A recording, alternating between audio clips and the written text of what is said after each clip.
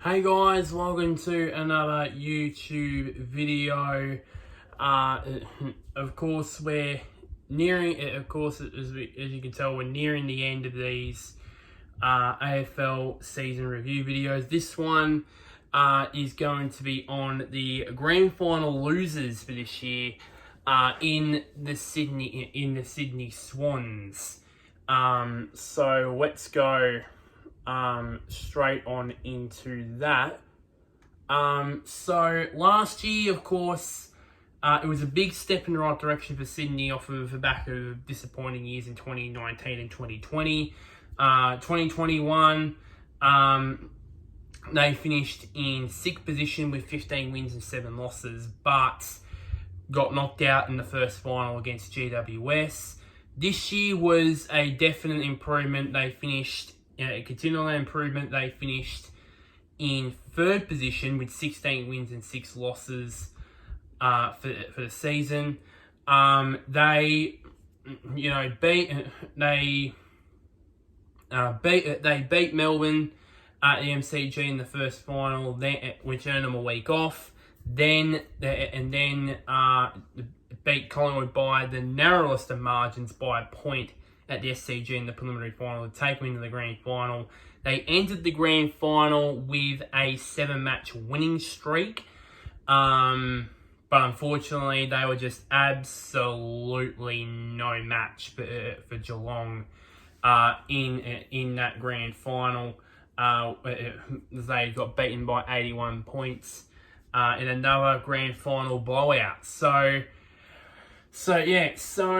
now we're getting into the there's the one highlight. It just has to be included. It's the only highlight for the year, really, for the Swans, and that is in round 2 with Buddy kicking his 1,000th goal. Now, I remember watching this, and I remember the crowd invasion. That's all I remember, really, a part of that. And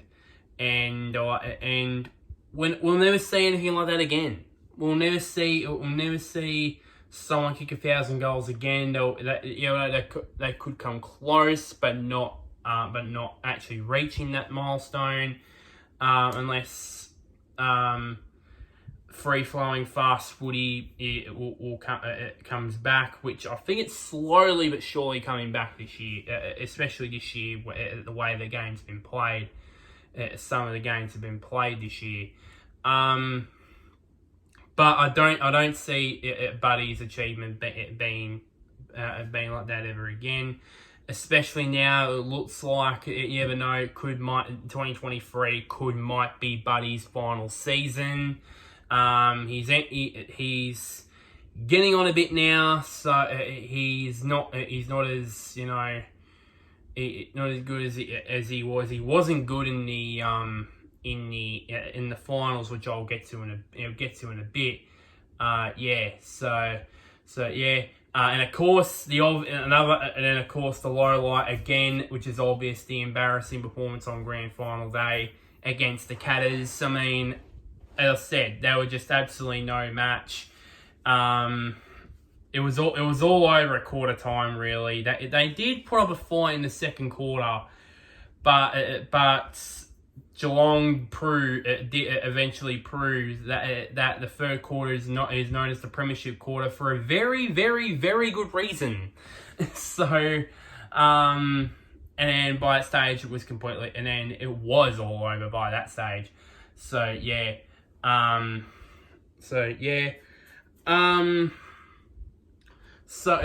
let's get into what they marked at my mark out of 10 for this season. If they had won the grand final, then I would have given them a 10 out of 10. But I think I've given them a 9 out of 10, just because that the 1 point they didn't get was the grand final win. That's the premiership they didn't get. They played very good all season. Played well in the qualifying final. Played very well in a half against Collingwood in the preliminary final. But it was a bit of I think, looking back at it now, I think the second half, and especially the last quarter against Collingwood, was probably a precursor to what was going to happen on Grand Final day, and eventually that was proven right on that last Saturday in September. So 9 out of 10 season for the Sydney Swans in 2022. Now we head into the players. First player recognised is Chad Warner, and wow, he's had a massive rise in a space of 12 months. This kid, look at the statistic itself. The games played. He only played 13 games in 2021. Played all 24 games in 2022.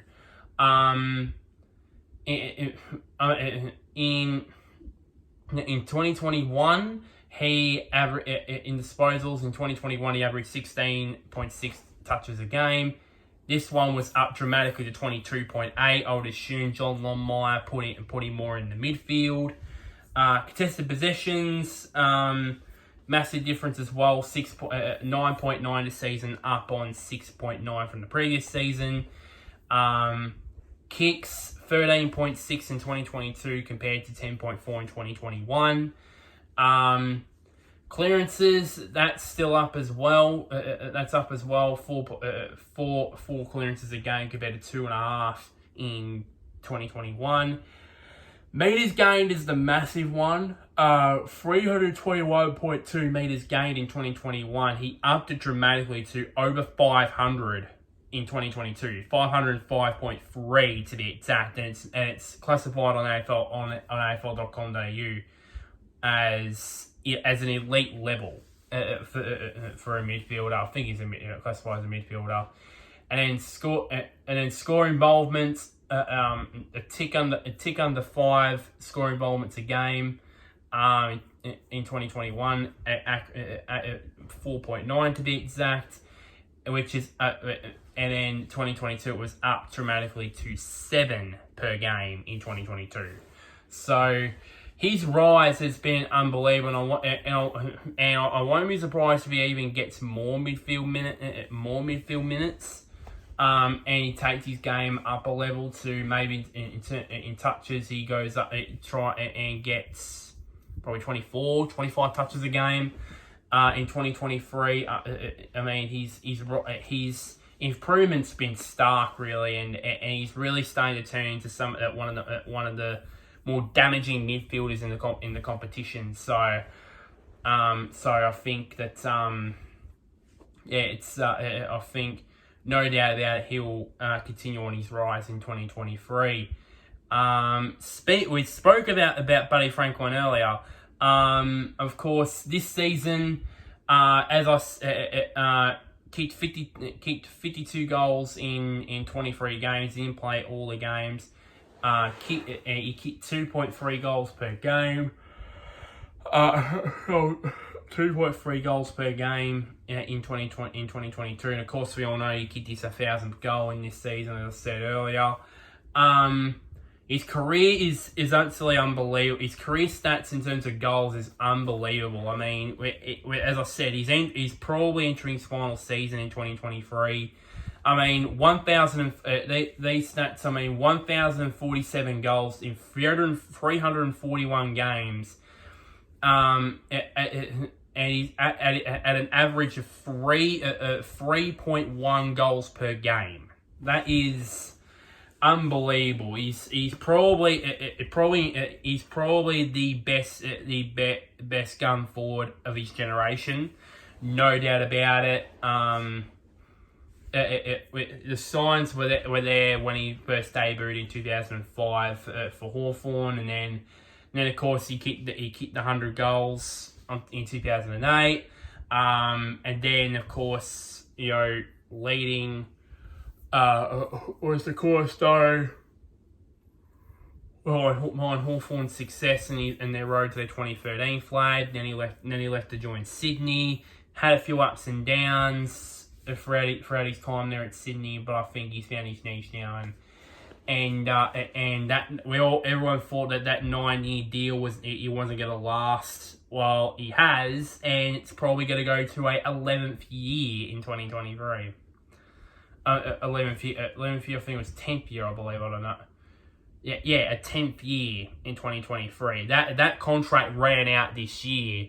He's now going to go to a 10th season with the club, a 10th year in 2023. So technically they should have signed him on a longer contract, really. So, yeah. Moving on to Isaac Heaney.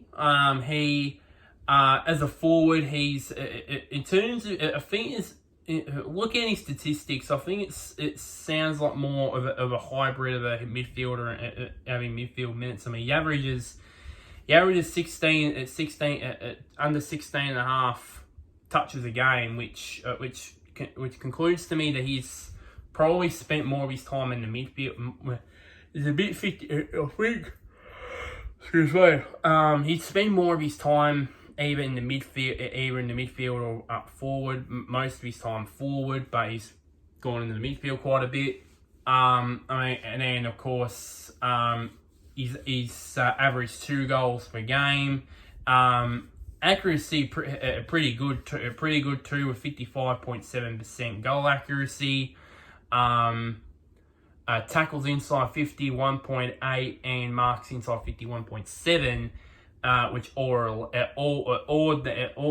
bar one stat is all in elite, by the way, for Heaney in terms of being a forward. So and he was one of the guys who performed a bit average on Grand Final Day. I know I spoke about Warner. Warner was definitely the only star player on Grand Final Day, really, for the Swans. Everyone thought that the Swans thought that Heaney would be the one that would wrestle them back into the game. Excuse me. Eventually didn't do that, unfortunately, but I hope that Heaney does. Actually, yeah, he's one of a couple of players that I like. I would love to have him, for example, at Essendon. I would love to have someone like him at Essendon and all that. So yeah. The next player I want to talk about is the little man himself, Tom Papley. A bit of a handful for opposition defenders.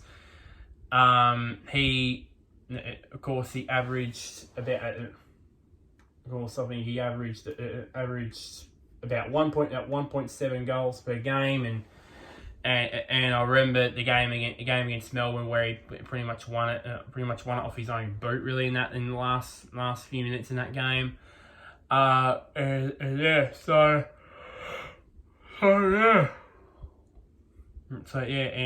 of course, didn't play all the games. He only played about 19 games this season. Did Papley, and did pretty well in that one. I forgot in my notes here to put how many goals he scored. I may not have forgotten about it, so I'm gonna very quickly search this up. Because I may not have forgotten to put it down here. So I'm gonna pretty quickly put this in. Yeah, he kicked 32 goals in 19 games. Apologies for that impromptu research. Apologies for that. Forgot to put how many goals he put down in my notes. So yeah. And then just a bit of a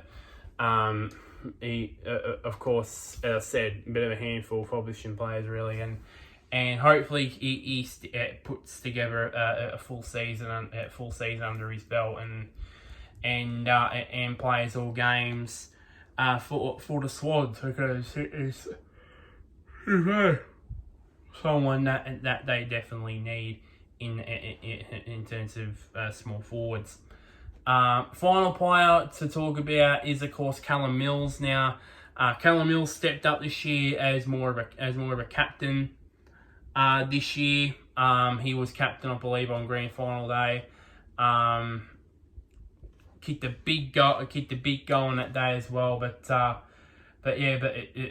Pretty decent player. I mean, he showed this year that he can also be a tagger as well. I remember in the game in round 2, the same game with Buddy kicked his 1000th goal.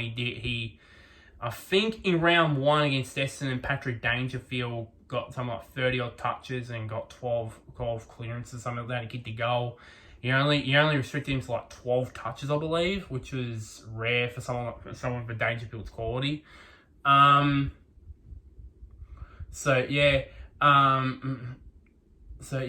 was a pretty decent season.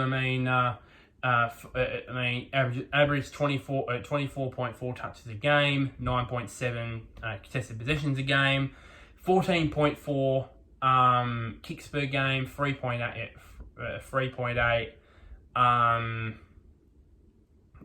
clearances per game, rather average in that area. Not a big ball winner and big clearance winner, to be honest.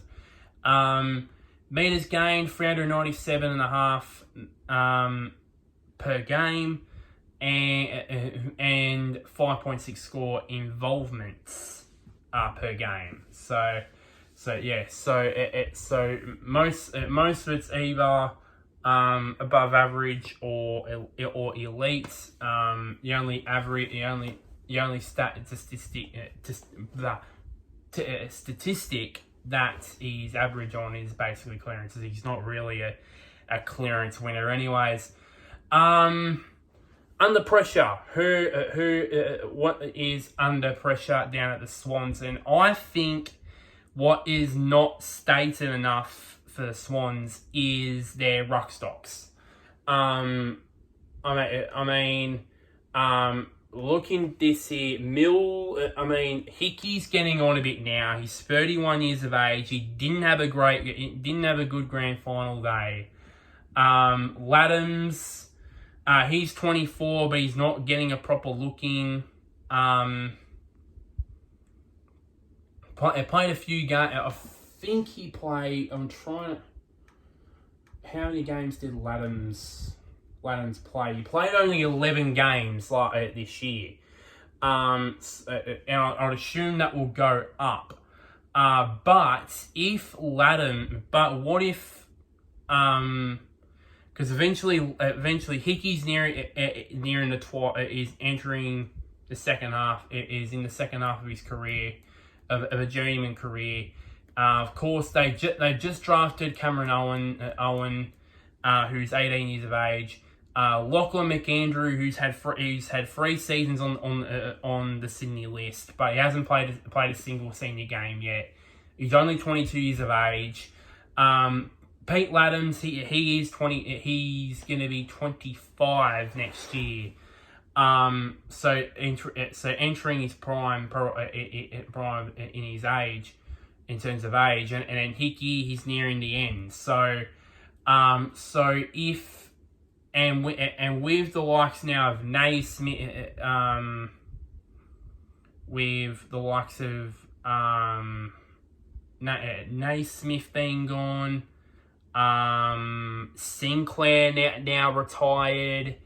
I wonder who's going to be the next number 1 ruckman down at the Swans. In terms of age, it might be Pete Laddams, but you never know. You never know with McAndrew might just have a breakout year in the Swans reserves, and then basically be enough to get him a game in the senior team, or it might not be, and just have Laddams there as well. But Hickey's nearing the end of it, really. So yeah, and to be honest with Hickey, he would have to be embarrassed by his performance on grand final day, really, on that front. So yeah, that is pretty much the end of that review. And it's pretty much the end of this video. Got a couple more teams to do, more teams left which is, of course, the Premiers, Geelong, and lastly, my team, Essendon. So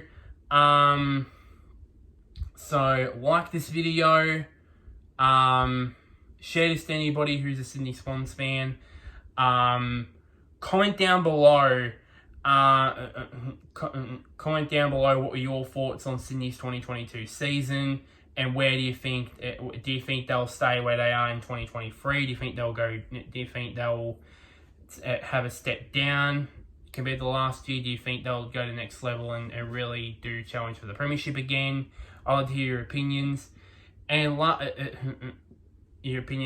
also comment down below, do you think this will be Buddy's last season, or do you think he'll go around again in 2024? I don't know if it is his last year. I don't know. I don't know on that front. And one last thing, somewhere down there, click on the big red button which is labeled subscribe. But until next time, guys, I'll see you guys later, and wherever you may be, may the sun or the moon shine on you.